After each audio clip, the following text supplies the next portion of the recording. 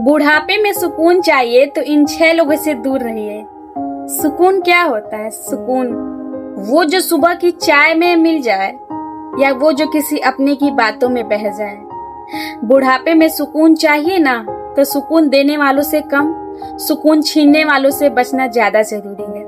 आज हम बात करेंगे ऐसे 6 लोगों की जिनसे अगर आप अभी से दूर हो गए तो बुढ़ापा जन्नत जैसा हो जाएगा, और अगर नहीं बचे तो ये 6 लोग धीरे धीरे आपकी आत्मा तक को थका देंगे। पहला, जो हर बात का एहसास जताते हैं। जब रिश्ते ताने में बदलते हैं तो प्यार बोझ बन जाता है। पिता बोले, बेटा दवा के लिए 500 रुपए चाहिए। बेटा बोला, आपने तो कभी मेरे लिए किया ही क्या। सोचिए, जब एक बाप बेटे से दवा मांगने में डरने लगे तो उस घर में चैन नहीं, सिर्फ सिसकियां बजती हैं।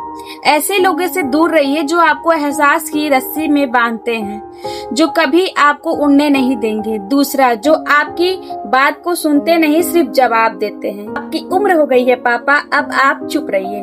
बुढ़ापा कोई गूंगापन नहीं होता, पर कुछ लोग इससे ऐसे समझते। देखिए, एक उम्र आती है जब बुजुर्ग सिर्फ सुनने के लिए तरसते हैं। अगर आप उन्हें भी म्यूट कर देंगे तो उनकी दुनिया तो पूरी तरह से साइलेंट हो जाएगी। सुकून वहां होता है जहां आवाज हो।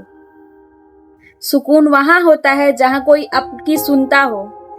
तीसरा, जो आपको पैसे के तराजू में तौलता है। पापा, आपके बैंक में कितना पैसा बचा है? ये सवाल बेटा नहीं करता, वारिस करता है।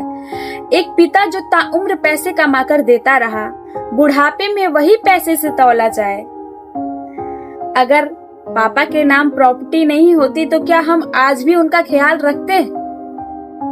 रिश्ते अगर प्रॉपर्टी के कागज से जुड़े हो तो वहां मोहब्बत नहीं, मुनाफा होता है। सुकून चाहिए तो ऐसे रिश्तेदारों से दूरी बना लीजिए जो सिर्फ आपकी जेब के रिश्तेदार हैं। चौथा, जो हर बात में आपको बूढ़ा कहकर बेइज्जत करे। अब आपका टाइम आ गया है पापा, अब हमें करने दीजिए। ज्ञान उम्र से नहीं आता, अनुभव से आता है, और बुजुर्ग अनुभव को एक्सपायर समझते हैं। वो खुद कभी ग्रो नहीं कर पाते। पापा, आप पुराने जमाने के हो, आजकल सब बदल गया है। एक बुजुर्ग ने कहा, बेटा तुमने जो रास्ता 10 बार चला है, मैं उसे 100 बार चलकर लौटा हूँ। बुढ़ापा कमजोरी नहीं है, वो तो सोच का स्टीयरिंग है। बस कुछ लोग उसकी वैल्यू समझ नहीं पाते। सुकून चाहिए तो ऐसे मॉडर्न बट माइंडलेस लोगों से दूर रहो।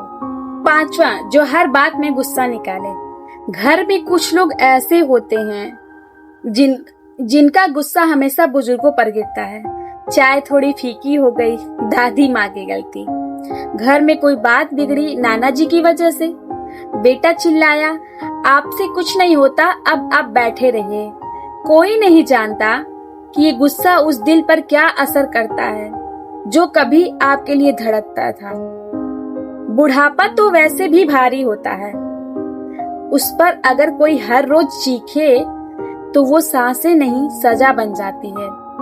सुकून चाहिए, ऐसे चिल्लाने वालों पर आप दूरी बना लो। छठा, जो दूसरे के कान भरते हैं। रिश्तेदार बिगाड़ने वाले, माँ और बहू के बीच सब अच्छा था जब तक पड़ोसन ने ये नहीं कहा, तुम्हारी सास तुम पर राज चलाना चाहती है। बेटा हर रोज पिता से बात करता था जब तक किसी ने कान में नहीं डाला कि तेरे पापा तुझे कंट्रोल करना चाहते हैं। ये लोग खुद कुछ नहीं करते लेकिन दूसरों के बीच जहर घोलते हैं।